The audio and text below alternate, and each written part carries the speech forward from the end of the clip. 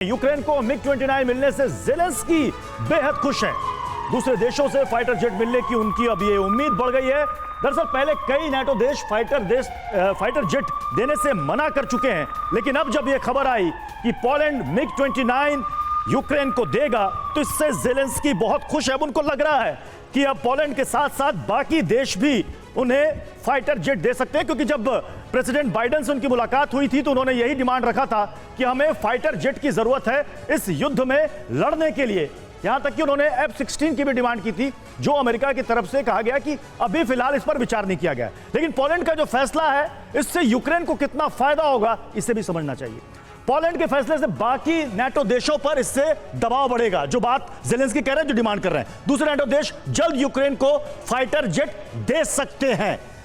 अच्छा, स्लोवाकिया भी यूक्रेन को जल्द मिग फाइटर दे सकता है। पोलैंड के बाद अमेरिका, ब्रिटेन, जर्मनी समेत कई देश फाइटर जेट्स देने से इनकार अब तक करते रहे हैं। फ्रीडम ऐप से सीखकर क्या आप ताइवान अमरूद की खेती करते हैं? अगर ऐसा है तो आप अपने ताइवान अमरूदों को 1 करोड़ फ्रीडम ऐप के जो ग्राहक हैं उन्हें बिना किसी खर्चे के आप उसे बेच सकते हैं।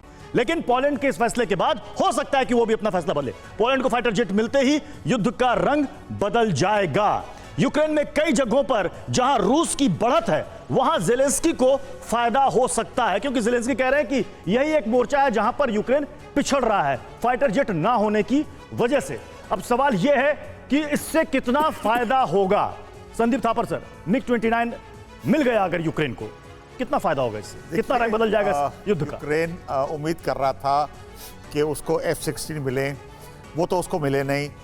उसको मिग-29 मिले हैं, वो भी 4 अभी मिले हैं, बाकी बाद में मिलने हैं। हाँ, थोड़ी बहुत मदद होगी, जैसे और 14 प्लेन्स आएंगे तो थोड़ी मदद होगी। लेकिन आपको इस बात पे समझना पड़ेगा कि ये एक स्टार्ट है कि नेटो ने पहली बार एक बड़ा ऑफेंसिव वेपन दिया है और एक सिग्नल दिया है। इससे पहले एम्यूनिशन, आर्टिलरी पीसेस, कुछ टैंक दे रहे थे, लेकिन एयरक्राफ्ट के डायमेंशंस अलग हैं। एयर वॉरफेयर बढ़ेगा, एयर वॉरफेयर जरूर बढ़ेगा, लेकिन एक लेवल जान के F-16 नहीं दे रहे, क्योंकि F-16 अगर देते हैं तो रशिया, जो कि एयर सुपीरियरिटी है जिसके पास, वो ट्रिमेंडसली एयरफोर्स को यूज कर सकता है। अभी रिस्ट्रिक्टेड है, बिल्कुल वो यूज करेगा तो वो तबाह कर सकता है यूक्रेन को। बिल्कुल। फ्रीडम ऐप से सीखकर क्या आप ताइवान अमरूद की खेती करते हैं? अगर ऐसा है तो आप अपने ताइवान अमरूदों को 1 करोड़ फ्रीडम ऐप के जो ग्राहक हैं उन्हें बिना किसी खर्चे के आप उसे बेच सकते हैं।